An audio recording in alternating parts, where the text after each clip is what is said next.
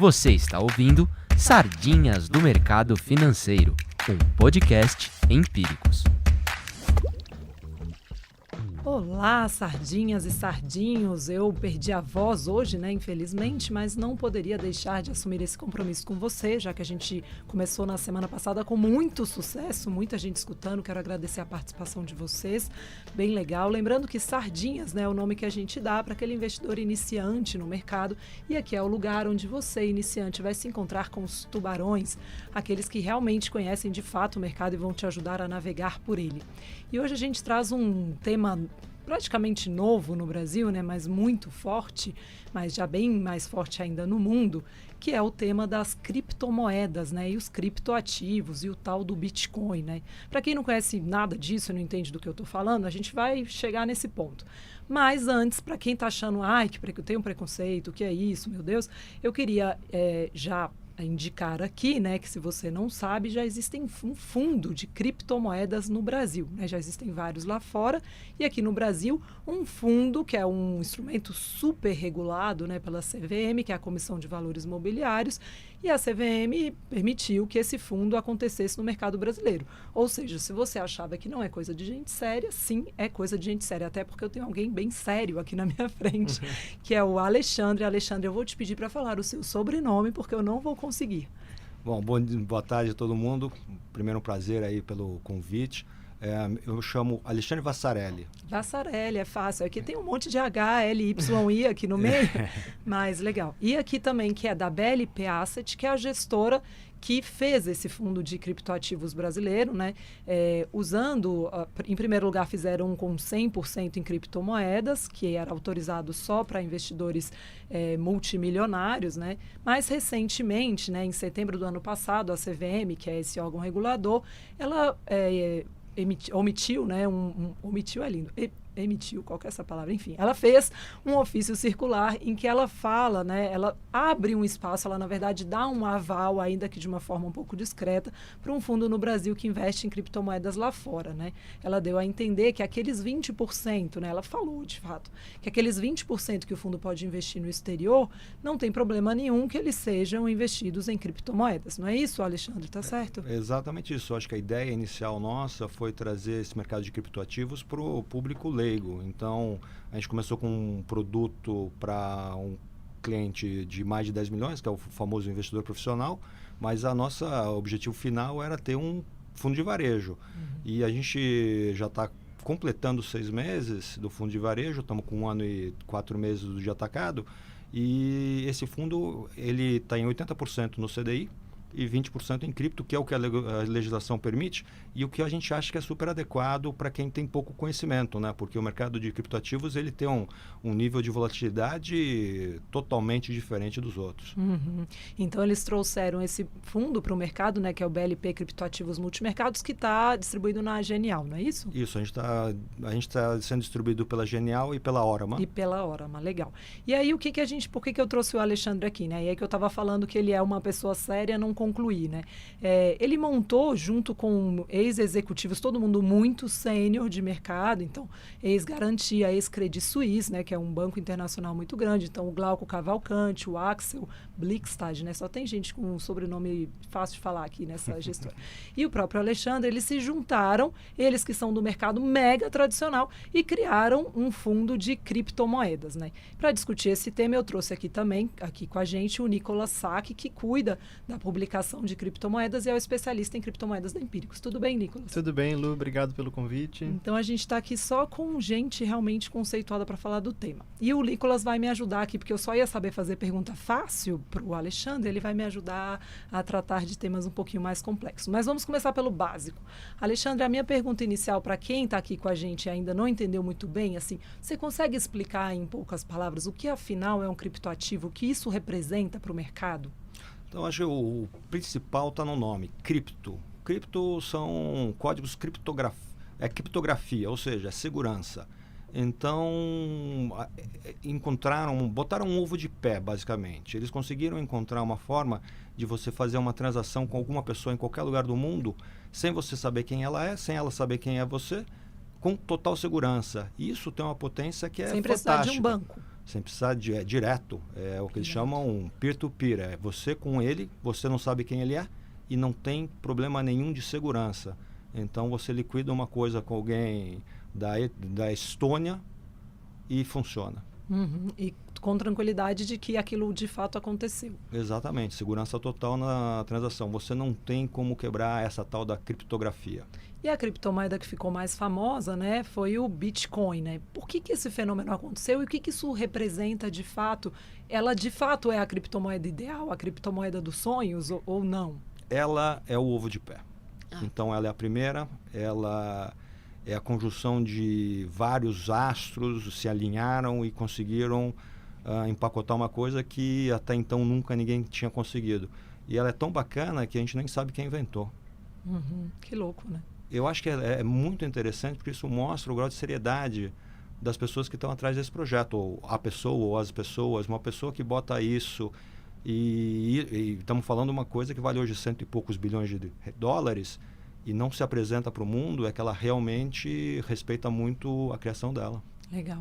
O próprio... É deixar o ego de lado, né, para criar uma coisa muito maior que vai trazer um benefício muito grande para a sociedade. Eu compartilho dessa sua visão. Legal. É legal, né, que o próprio Glauco, né, quando eu conversei com ele aqui, ele falou que ele já teve preconceito com as criptomoedas e que um dos fatos que fez com que ele começasse a respeitar foi a prisão de um criminoso pelo FBI e ele tinha criptomoedas. E quando o FBI apreende algo ilícito, eles incineram. E ali eles leiloaram, né? E ele falou, pô, se o FBI leiloou Bitcoin, não tem ilicitude. Se o FBI pode vender, por que eu não posso comprar, né? Que era o que ele falava. E aí eu queria entender um pouco de como foi esse momento que vocês saíram do mercado financeiro e assim, qual de vocês virou pro outro e falou, cara, o negócio é cripto, e os outros toparam ou falaram, você tá louco, né? Como é que foi esse movimento? Eu acho que todo mundo, o primeiro impacto é você tá louco. Foi comigo pelo menos. Então, como é que foi? Eu conheço o Axel há algum tempo e o Axel foi o primeiro que entrou nesse mundo. Então, ele tinha saído do BTG, começou a olhar a tecnologia e começou a fazer alguns investimentos de tecnologia que levaram ele para o Bitcoin. E ele se apaixonou e começou a falar com os amigos, ele virou evangelista. Então, estamos em 2016, meio de 2016, ele veio me contar, eu sou um cara que sempre vi vários ativos diferentes e eu olhei e falei assim, não, isso aí é um esquema, isso aí é... Me fala assim uma coisa, quanto é chinês nessa brincadeira? Daí ele falou assim, 80% do mercado. Eu falei assim, não, se é 80% não existe mercado, isso aí eu não quero. Moral da história, a China proibiu as transações em Bitcoin e hoje responde por menos de 5% do mercado e o Bitcoin está, na época a gente está falando de $600, hoje está $5.000, então claramente eu tinha a visão inicial errada. Aqui até a gente costuma falar para o investidor colocar pelo menos que seja 1%. Eu tenho, né, do meu patrimônio nesse tipo de ativo, porque assim, ou vai virar zero, ou isso vai ter uma valorização expressiva, quer dizer, eu sou muito contra esse preconceito contra ativos, né? A verdade é que a gente não sabe o que vai acontecer no futuro, então expõe pelo menos uma parte do seu patrimônio a isso, né? Que é uma forma de você não perder uma onda, né, completa. Aí o que pode Eu falar? acho que essa aí para mim é a mensagem central. Então você colocar, então tem aquela questão da convexidade. O que é a convexidade? Um ativo pode cair 100%, mas ele pode subir mais que 100%. Só que não é todo ativo que pode subir mais que 100%. Tem os ativos que têm mais probabilidade. Então vamos dizer o seguinte, um título do governo muito comum você ganhar. Você não vai perder quase com ele, mas você não vai dobrar, triplicar. Uma moeda, isso. Dólar. Então, não precisa nem falar. O dólar ele varia muito de paridade. Mas, pô, Bitcoin é uma coisa que valia 1, hoje vale 5 mil. Eu já vi valer 20 mil. Então, não é uma coisa que... a gente que acompanha há algum tempo, estamos dizendo aí 1 ano e meio, 2, a gente viu acontecer. $20.000, né? $20.000. A gente usa sempre referência a dólar porque eu acho que ela é meio que nem o petróleo, meio baseado em dólar. Então, e a gente olha muito... a pergunta que sempre vem, então e o risco dólar? Eu operei dólar 7 anos na minha vida e eu costumo dizer o seguinte, o risco dólar perto do risco dos outros ativos você não precisa nem considerar, não é esse. É uma piscininha infantil perto de um oceano. Exatamente. Então fica tranquilo, não é o dólar, é bem maior a gente está olhando uma coisa que é bem maior do que isso. Legal. E, Alexandre, antes da gente entrar no momento, de fato, das criptomoedas, que eu acho que é o que muita gente que gosta de criptoativos está nos ouvindo e quer saber, eu queria que você desse um exemplo, só para tornar isso mais concreto para quem não acompanha esse mercado, do que, de fato, pode mudar muito na nossa vida no dia em que os criptoativos forem ainda muito maiores do que são hoje em volume no mundo, né? No dia em que eles se consolidarem. O que vai mudar? Olha, isso é super bacana porque é um exercício de até futurologia. Mas eu vou dar alguns fatos, né? Eu acho que a gente tem muitos serviços que dão para fazer melhor e mais eficientes com criptoativos. Então, mês passado eu tomei um empréstimo de $10 na internet e me levou 47 segundos para concluir. Ou seja, eu estou dizendo, eu não liguei para ninguém, eu entrei num site, eu tomei um empréstimo e deixei criptoativos como garantia em 47 segundos. Este é uma moeda que chama Maker. Hoje em dia tem alguma coisa com $100 milhões já de empréstimos nisso. Então estamos falando o seguinte, mais interessante, custo do empréstimo 2,5%. Ah, barato. O ano, né? Ao ano. Que é a história da desintermediação, é isso, né? Na veia. Você fez uma transação financeira onde você não sabe nem a contraparte, mas tem garantias. Nesse mundo o banco não existe? O banco como a gente conhece hoje? Eu acho que o banco ele está em transformação. O que a gente conhece hoje é diferente do que a gente conhecia em 10 anos e é diferente do que ele será em 10 anos. Eu acho que sempre vai existir banco. Eu acho que a transformação não é imediata. Mas, sem dúvida, os próprios bancos estão virando empresas de tecnologia e as empresas de tecnologia estão virando banco. Então, a Apple virando Apple Cash. Não é à toa, existe... Para mim, é tecnologia. O Play é tecnologia, né? Eu costumo dizer que o nosso fundo é um fundo de tecnologia. Não é um fundo de moeda, é um fundo de tecnologia. Porque são tantas as possibilidades que a tecnologia nos traz. A diferença gigante é que a gente vive um mundo de tecnologia centrada. Então, são big players que têm muitos programadores. E esse mundo é um mundo de tecnologia descentralizada, onde grupos de programadores se reúnem para justamente perseguir o que a gente pode fazer melhor. Eu acho que é isso que está por trás. Então, voltando lá ao Bitcoin, quando o cara deixa de lado o ego e constrói uma coisa que pode ser para a humanidade, eu acho que ele não é único. É bem bacana você ver o ethos dessa turma, que eles pensam grande, né? O sonho grande, quem gosta de sonho grande, os sonhos lá são gigantes. Legal. Uma das coisas que me fez até te chamar aqui para esse podcast é que você me escreveu há algumas semanas, né? Naquele dia que teve uma alta bem forte do Bitcoin, depois de ter passado um longo período de quem investiu e assim, é até um mercado que eu acho que você tem que ter paciência, né? Mas algumas pessoas começaram a perder dinheiro e, de repente, veio uma super alta algumas semanas. E aí você me escreveu dizendo que achava que talvez pudesse ser o fim do Crypto Winter, né? Por que você acha que pode ser? E você ainda acha que pode ser? Eu acho que estamos bem... A disputa está... Estamos disputando isso dia a dia. Então, o que aconteceu lá? A gente viu o mercado cair de $20 mil até $3.180. Ficou muito tempo brigando ali 3.500 e chegou um momento ali, então ele fez a mínima em dezembro, meio de dezembro de 2018, e daí chegou um momento que ele começou a se recuperar. A gente viu o volume. Então eu não sou um grafista, um analista técnico de mão cheia, mas eu leio os analistas técnicos bons. E eles falaram, olha, está com sinais de fundo e só consolidou. Então tem a famosa média móvel dos 200 dias, a gente rompeu, está acima dela. Então, a nossa expectativa é grande. E aí eu vou trazer um pouco de informação. Um privilégio que a gente tem é ver fluxo. Como a gente é um fundo, a gente mensalmente recebe clientes e perde clientes. Então, uma informação que eu acho bacana, a gente raramente perde um cliente.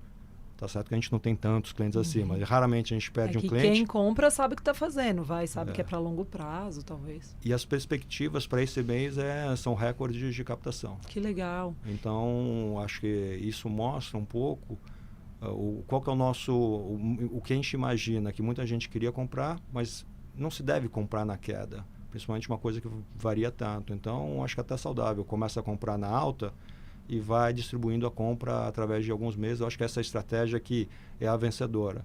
A gente não fala isso... Eu acho que talvez o mercado de criptos é o que melhor ensina um investidor a investir.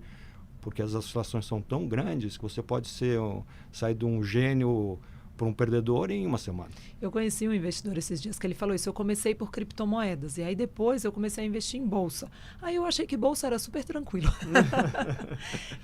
Aí sempre com essa orientação de investir pequeno, né? E o fundo de vocês tem um mínimo baixo, né? Então dá para quem quiser comprar, investir pequeno, é R$1.000. Né? Isso, a gente tem um mínimo de R$1.000. A única coisa que eu diria é o seguinte, não é um mercado para entrar esse mês e sair no próximo. Qual que é o horizonte de investimento? Então, eu acho que tem que ser no mínimo 6 meses, porque senão, primeiro que você tem que entrar pequeno, segundo você tem que ter, a hora que você entra pequeno, você aguenta um pouco mais de tempo. Isso. E talvez de todos os mercados, esse seja o mercado que você tem que respeitar mais. Uhum. Legal. E aí, falando de horizonte de tempo, eu acho interessante levantar também que, como você falou mesmo, você está investindo no mercado de tecnologia, né? Então, as implementações tecnológicas, elas levam tempo naturalmente, né? O desenvolvimento da base de tecnologia, da infraestrutura, isso tudo caminha devagar. Então, você tem que realmente ter paciência, porque o ativo vai caminhar no mesmo pace, né? E vocês trabalharam em tesouraria de banco, né? Credit Suisse, Indosuez, Pine, BTG Pactual, Santander. É diferente negociar a criptomoeda? Esse mercado também tem um mercado aberto, confiável? Então, o que é semelhante e o que é diferente? Olha, eu acho que é muito mais semelhante do que diferente. E a diferença é uma diferença interessante. Eu acho que esse é um mercado praticamente dominado por algoritmos. Algoritmos são os famosos robôs. Eu já tive o privilégio de operar vários mercados, mas vários mesmo, e eu nunca tinha conhecido um mercado tão com tanta liquidez, com tantos players no mundo inteiro. Então, é um negócio que é 24/7 no seguinte sentido, não para nunca. Uhum. Então, segunda, eu acordei de madrugada, porque teve um movimento grande, a gente olhando o movimento, provavelmente era o pessoal da Coreia do Sul que adora esse mercado. Mas assim, isso é muito diferente. Uhum. Não tem fechamento. Uhum. Então, o mercado não tem fechamento, só daqueles que chega, tem apito. Eu fiquei 20 anos toco o sinal, começa meu trabalho, toco o sinal, termina meu trabalho. Não tem mais o sinal. Abertura e fechamento de bolsa, né? Não tem mais. Mas e aí, como é que você dorme nessa? A gente vai acostumando. Acho que no começo foi muito difícil. Mas daí você também tem a vantagem de você gerenciar seu tempo. E é um pouco da descentralização da liberdade. Então, puxa, super bacana você poder acordar 2 da manhã e trabalhar, mas também às 10 da manhã você está fazendo outra coisa. Uhum. Mas quem quiser, 20 horas por dia tem mercado. Então... Nossa, que louco. Eu acho que assim, já é todo mundo doido no mercado trabalhando durante o dia. Imagina de dia e de noite, sem sono. Nossa, muito. No começo você realmente perde o sono, né? Você fica tão entusiasmado com aquela coisa toda. Mercado 24 horas, você fica meio ligadão, assim. E como é que escolheu o criptoativo certo? Eu acho que esse é o segredo. Eu não acredito que alguém saiba qual que é o certo. Então, o que a gente se dispõe a fazer é gastar bastante tempo estudando, conhecendo os projetos, conhecendo as pessoas, conhecendo a função utilidade, o que é isso, o que esse projeto ele desafia no mundo real. E dentro da nossa avaliação fazer uma carteira. Então, eu diria um pouco que é parecido com ações. Só para vocês terem uma ideia, estamos falando aí de um universo de 2.000 criptoativos. Nossa, é muito. É bastante coisa. E desses aí a gente foca dos principais. Então, acho que eu diria que a gente gasta 80% do nosso tempo nos 20 principais. E o restante a gente tenta achar aquele que vai ser o que... Não precisa nem ser o maior, mas se você pega um que é mínimo e que ele vira médio, volta aquela questão da convexidade, a tal da convexidade, que é uma das coisas que a gente tenta buscar o tempo todo. Dá um exemplo de uns que você gosta hoje. Então, vamos dar um exemplo. O IOS é um ativo que a gente adquiriu a primeira vez, que é um que a gente adora, e ele era o 25º maior. Hoje ele briga entre 4º, 5º. Nossa, cresceu muito. Então, esse tipo de... Eu acho que essa é a função do fundo. Então, como é que eu resolvi o fundo? A gente tenta gerenciar como a gente gerenciaria para a gente. Literalmente. Então, a única vantagem que a gente tem é que estamos há algum tempo nisso, temos um treinamento de mercado. Então, quando você fala, estamos falando de 75 anos trabalhando em banco, entre nós três. Nossa. Então, todas essas questões para a gente são fundamentais. Então, estamos super orgulhosos que estamos passando aí recebemos a nossa primeira auditoria. Ah, que legal. E para a gente é um marco, né? Aham. Porque imagina em 2016 você abrindo um fundo de criptoativos, não dava. 2017 a gente brigou e conseguiu. Então tudo que a gente faz é meio... Estamos no início. E é para vocês abordar cliente mesmo, né? Eles devem... O primeiro contato deve ser, isso é sério mesmo, né? Você tem que contar toda uma história, não é igual sugerir um investimento em bolsa, vai... Para vocês, deve ter uns amigos que falam, você tem certeza do que você está fazendo, né? É porque vocês são 3 pessoas muito sênior, você não olha, você olha para os 3 e fala, não é possível que os 3 ficaram loucos juntos. Então, vocês são muito sérios, são pessoas conceituadas de mercado, né? Então, mas esse primeiro contato, né? Fazer as pessoas investirem, não é... Mudou muito. Então, estamos falando, quando a gente lançou lá, a gente falou com bastante gente, todo mundo recebeu, todo mundo educado, mas você olhava e metade achava que era uma pirâmide, vamos no extremo. Ele não vai falar para você, mas você via no olho dele. E muito legal que a outra metade, a gente está voltando a conversar agora, e eles estão falando, olha, já passamos pelo teste de fogo, não acho que isso aí não é uma pirâmide, não acho que é uma moeda, mas eu acho que isso é um ativo interessante. Então, por isso que eu acho que passa por todo mundo. Eu falei a minha história. Eu também, a primeira vez que eu olhei, eu falei, isso aqui... Eu falei literalmente, isso aqui é um esquema, isso aqui... E hoje eu sou apaixonado, assim. Então, uma mensagem que eu queria deixar é que a gente realmente acredita. A gente pode estar errado, mas a gente vai errar acreditando. E tudo que a gente vê no desenvolvimento meio que corrobora. Então, mesmo você fala com uma pessoa inteligente que acha que você está meio viajando e daí de um ano depois ele te ouve e investe, é uma vitória, né? Não para a gente, mas é uma vitória do ecossistema mesmo. Desse mercado, né? Sem dúvida. Eu tô completamente comprado com você, assim. Eu acho que o mercado mudou muito nos últimos meses, principalmente em 2018 ali, né? Cresceu muito a profissionalização e eu acho que você mais do que ninguém está sentindo isso na pele com a captação recorde aí esse mês, né? E eu acho que os grandes entrantes, então assim, a gente está falando, acho que um tema importante, que não estamos falando agora mais de nomes que ninguém conhece, estamos falando que a Bolsa de Nova York vai ter uma bolsa de cripto provavelmente esse ano. Estamos falando que a Fidelity é provavelmente o maior casa de investimentos do mundo. Acho que eles têm 8 trilhões de dólares de ativos. Sob gestão, né? Isso, eles vão entrar nesse... Eles adoram e vão lançar um Fidelity Digital. Então, é muito mainstream, é muito gente séria. Sim. Então... Acho que o grande impacto para mim foi quando o David Swensen, que é o que mais admiro no mercado de fundos, o alocador da Universidade de Yale, que é o cara que fez muito dinheiro investindo em fundos e que é super tradicional, é o mainstream para mim, decidiu investir uma parte do dinheiro que ele aloca da universidade em fundos de criptomoeda, né? Esse dia eu falei, acho que tem algo aí. Tá na hora de eu olhar, né? Eu acho que é legal que assim, as primeiras pessoas que se tocarem acontecendo mesmo essa tendência vão ser as que mais vão ganhar com o processo, né? No fim das contas. Então, acho que tem uma perspectiva de valorização grande. E o que dá segurança é que se você errar, você vai estar errando com o MIT, com a Harvard, né? Vai estar errando com todo mundo. Eu tinha um chefe que falava, é melhor você perder dinheiro com uma boa explicação do que ganhar dinheiro sem explicação nenhuma. Eu acho que um pouco nesse... Mas assim, um recado, eu acho que uma coisa que eu gostaria de dizer é o seguinte, ninguém tem. Então, acho que a grande dúvida é, tô atrasado. Eu não sei responder se está atrasado ou não. O que eu sei dizer é que ninguém tem. Estamos falando aí que a estimativa é que 30 milhões de pessoas têm Bitcoin, que é a maior. 30 milhões num mundo de 7 bilhões. E a gente fala com esses caras que são super bons investidores, nenhum deles tem. Estão começando a ter. Então, é muito, muito cedo ainda no ciclo de investimento. No ciclo de investimento, estamos falando...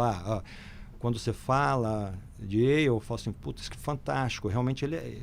E isso deve abrir uma concorrência dentro dos gestores de endowment funds. Então, eu acho que eles estão numa posição muito mais difícil do que... Olha que coisa interessante. Eu acho que o investidor de atacado está numa posição muito mais difícil do que o de varejo, porque estamos falando que no Brasil os números são 1 milhão de CPFs... Na Bolsa. Em Bitcoin. Em Bitcoin, que é o mesmo da Bolsa que está quase batendo. Eu acho que é maior em Bitcoin. Já passou. Já passou, né? Porque a Bolsa ainda nem bateu o 1 milhão ainda. Então, eu não conheço nenhum ativo que o varejo chegou na frente. É verdade.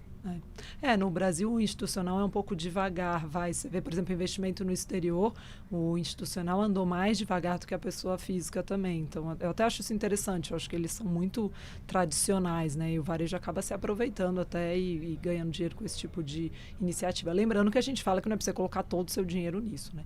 E Alexandre, o Bitcoin mesmo seria a moeda de quem não conhece direito de criptomoeda, ou ele mesmo sim parece um ativo interessante? Já está caro demais? Eu acho assim, o que eu digo é, o Bitcoin é espetacular. Então, mesmo os que compram, uma coisa é você entrar numa corretora e comprar um zero nada de Bitcoin. Tira da corretora, manda para o seu filho, manda para o seu sobrinho que mora em outra cidade, usa. Porque não adianta assim. Eu me apaixonei a hora que eu usei. Uhum. E a hora que você usa, então, quem já usou o cartão de crédito para comprar comida na internet e teve recusado, que foi o meu caso, você fala assim, puxa, eu não quero mais passar por isso, eu quero apertar um botão e vai. Uhum. E esse apertar um botão e vai é a criptomoeda. O que você já consegue comprar com criptomoeda hoje? Pouca coisa, você consegue comprar passagem, assim, o ramo de turismo tem bastante coisa, mas, por exemplo, tem um cartão de crédito que você pode carregar, é um cartão pré-pago, você carrega com criptomoeda na moeda que você quiser. Então, olha que bacana. Então, você pode dar a volta ao mundo com cartão de crédito. Então, inclusive, nesse site, a gente acaba conhecendo muita gente interessante. Teve uma história que eu acho fantástica. Deve ter uns 25 anos. O menino comprou lá atrás, ficou com muito dinheiro.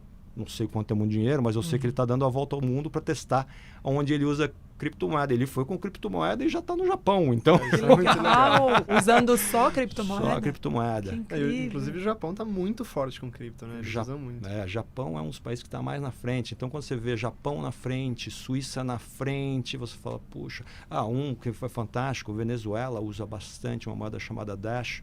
E por quê? Porque o papel moeda deles realmente perdeu... Corroeu, né?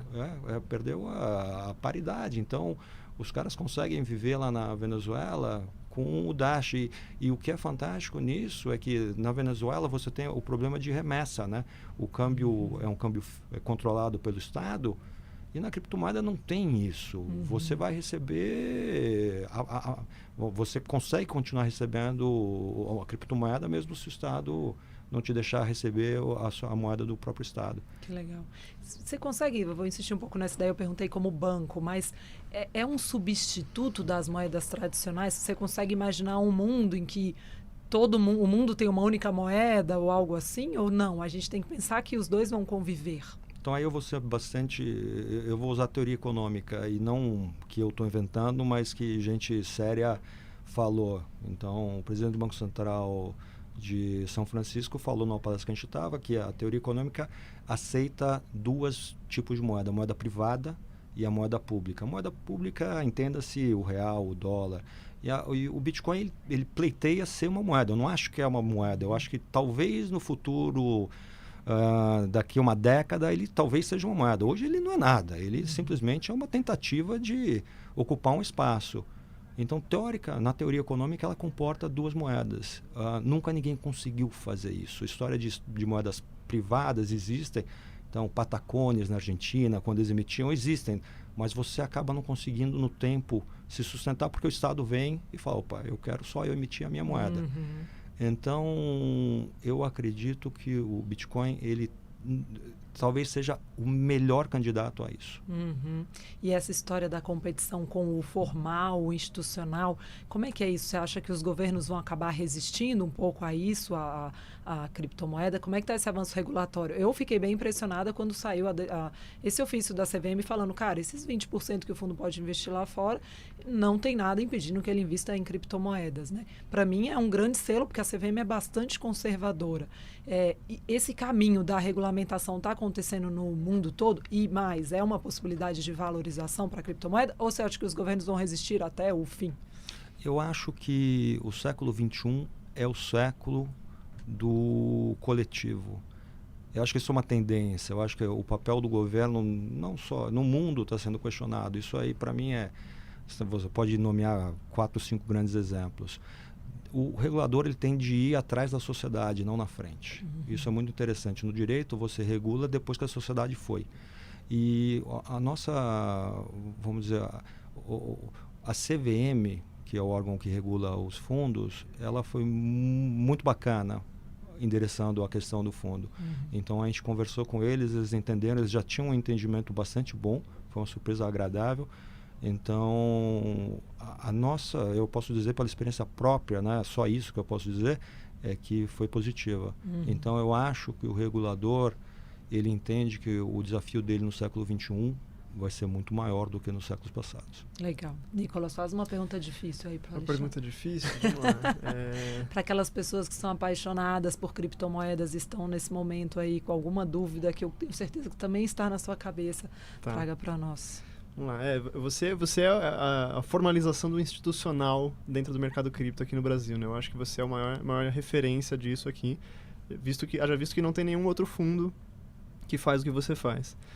Como que você tem visto essa questão de profissionalização do mercado ao redor do mundo?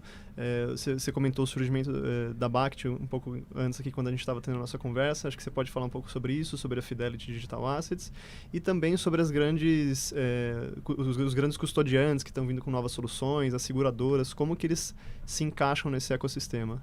Eu acho assim, não sou eu a referência, né? Eu acho que a gente na BLP é um time, são 3 pessoas, acho que é legal falar isso. Eu realmente acredito no coletivo.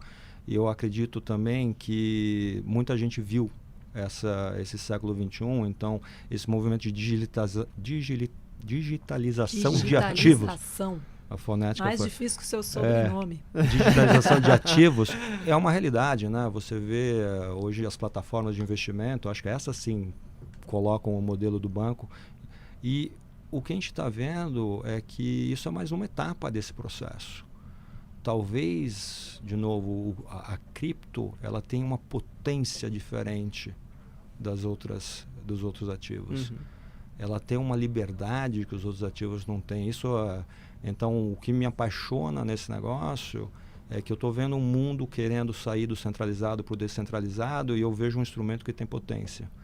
Significa o seguinte, um programador da Rússia, ele pode realmente, com 100 mil linhas de código, que não é uma enormidade, isso também é importante, estamos falando de tecnologia, Bitcoin são 90 mil linhas de código. Ele começou com 30 mil linhas de código, hoje tem 90 mil. Isso não é uma enormidade, e o cara é uma coisa que vale 140 bilhões de dólares. Então, a contribuição individual nesse mundo da tecnologia, ela tem um impacto muito grande. Então, acho que é isso que está por trás. Eu acho que são 2 movimentos. É um movimento de descentralização e é um movimento... E encontrou ferramental. E só encontrou ferramental porque hoje em dia o nosso celular tem a potência de um computador quando eu comecei no mercado financeiro. Verdade. Alexandre, para quem está começando, né, e aí eu que converso muito com o investidor tem sempre aquela coisa assim de onde no fim das contas está o meu dinheiro, né? Onde que é a custódia? E nos fundos em geral tem um conforto muito grande de falar, cara, no fim das contas, seja qual fundo de qual gestor você compra, o dinheiro está custodiado num bancão, porque os grandes custodiantes no Brasil são bancões. Onde no fim das contas fica custodiada essa criptomoeda na qual você investe e que eu acabo investindo em você para investir nela? Isso. Essa é uma pergunta super interessante, porque toda essa questão de custódia, ela muda muito no criptoativo. No criptoativos não tem custódia, não tem uma CBLC que você deixa lá e você olha e está lá. Você tem o tal do blockchain, então a custódia fica no blockchain e as chaves ficam espalhadas pelo mundo inteiro. Então, o que a gente sabe é o seguinte, as soluções parrudas de atacado, elas estão chegando. E isso, para mim, é uma revolução no seguinte sentido, porque essa pergunta é uma pergunta válida, é uma pergunta importante, e ela vai ter uma resposta que elas estão custodiadas na Fidelity, ou talvez no Banco Itaú, ou talvez em quem quiser fazer o serviço de custódia. E eu acho que é questão de tempo. Aí eu me arrisco, talvez essa seja a única previsão que eu deixo. Essa, para mim, é tempo, não é se. Vai acontecer. Vai acontecer. Por quê? Porque o mundo que a gente vê, então a gente vê um mundo que talvez a ação seja uma ação criptográfica. Eu Como sou do tempo. Seria isso? Eu comecei, era ação ao portador. Daí depois era um livro no banco. Daí virou a CBLC. Ação ao portador era um papel, né? Era Eu até papel. tenho um que você destaca os dividendos, um antigo lá em casa, que eu vou fazer um quadro dele. É super bonito, é legal. É legal. E daí você vira para o criptográfico, que é simplesmente usar aquela tecnologia que a gente começou falando, criptografia, para você ter é como se fosse um arquivo digital onde a criptografia garante que aquilo é original e que você pode transacionar em qualquer lugar do mundo. É mais seguro do que o que a gente tem hoje? Pode falar isso? Depende de quem depende do ponto de vista. Então, o que a gente tem hoje, se um governo quiser se apropriar, ele consegue. Então, depende do ponto de vista. Sim, aí nesse caso seria mais seguro, então, o criptoativo. Eu acho que segurança não é um conceito absoluto. É segurança contra o quê? Então, qual que é? Eles chamam o vetor de ataque. Qual que é o vetor de ataque? Então, contra o governo, certamente é mais seguro. Mas ainda não tem a segurança que a gente quer que tenha e que vai ter. Eu acho que é questão de tempo. Mas é legal falar o seguinte, esses caras são os caras de segurança. Se você falar quem são os maiores especialistas em segurança do mundo, são os caras de criptografia. Essa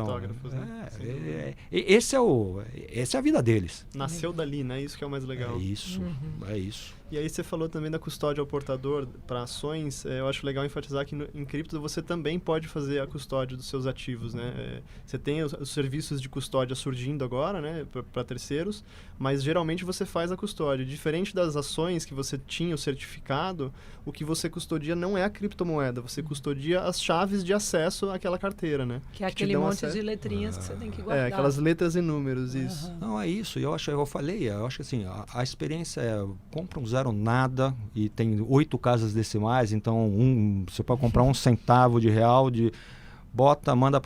baixa uma carteira do seu serviço, sei lá, se é a Apple, baixa uma carteira no celular, manda pro celular, manda R$10 pro seu celular, vê como é que funciona, manda pro seu filho, manda pro seu vizinho, vê quanto custa, vê como é que... E aí, vamos dizer o seguinte, aí você vai conseguir entender a potência da tecnologia. Muito legal. Bom, para a gente fechar, eu queria fazer aqui uma sessão que a gente sempre faz aqui no Sardinhas, sempre faz, né? A segunda edição, que é o Sardinhas Rapidinhas, né? Que é aquele esquema assim meio capricho, meio programa de auditório, em que a gente faz uma pergunta e você responde com apenas uma palavra ou uma frase, ou como você quiser. Então vamos lá, Sardinhas Rapidinhas. Sardinhas Rapidinhas. Alexandre, uma criptomoeda. Bitcoin. Um risco. Governo. Uma tendência. Descentralização. Um conselho para o investidor. Não fique de fora, mas entre pequeno. Essa é do Nicolas. Uma boa newsletter sobre o tema. Eu acho que você tem que ler tudo. Fala uma aí para ele procurar. Algo que você lê. Eu leio bastante coisa assim, é difícil essa centralização. Ele não gosta de centralizar, não ele é gosto. descentralizado. Tá bom. Um ídolo. Pode Pelé. ser desse mundo? Não, pode ser Pelé, boa. Será que o Pelé usaria criptomoedas, investiria? Ele achava que a ação era perigoso, então Imagina. Talvez ele use. Se o Pelé estiver nos ouvindo, aí Pelé, convite fica aí para você conhecer criptomoedas. BLT. E um livro para fechar? Bitcoin Gold. Muito obrigada, Alexandre. Para a gente terminar bem rapidinho, porque algumas pessoas mandaram perguntas, os Sardinhas respondem. Eu queria dizer para vocês que vocês pediram, a gente já entrou em contato com o Henrique Breda para ele vir até aqui da Alaska, falar também sobre os investimentos deles em ações e participar do Rapidinhas. Estamos no aguardo da confirmação dele de dia e horário. E recebi inúmeras perguntas sobre todas as plataformas. Eu acho que tem mais plataforma de podcast do que criptomoeda, viu, Alexandre? Porque eu recebi várias perguntas. Mas vocês não vão colocar no SoundCloud, vocês não vão colocar no Spotify, vocês não vão colocar no X, coisas que eu nunca tinha ouvido na vida. A gente está tentando. Vocês não vão colocar no Deezer. Alguém perguntou aqui, quem ainda tem Deezer? Isso é coisa de velho. E aí eu escondi meu celular porque eu tenho Deezer. E então a gente está se espalhando aí pelas plataformas. Quero agradecer muito que vocês tenham participado. Se você quiser sugerir alguém para vir aqui, eu não vou conseguir muitos outros gestores de criptoativos, infelizmente, quem sabe no futuro, mas você pode mandar sugestões para sardinhas@empiricus.com.br. Queria agradecer muito sua participação, Alexandre, foi muito legal. Agradecer você que está ouvindo, né? Eu acho que ouvir, se informar, as boas fontes, esse é o trabalho do bom investidor. fato. Então, o fundo do Alexandre, né, o BL Criptoativos, como ele falou, está distribuído na Genial e na Orama.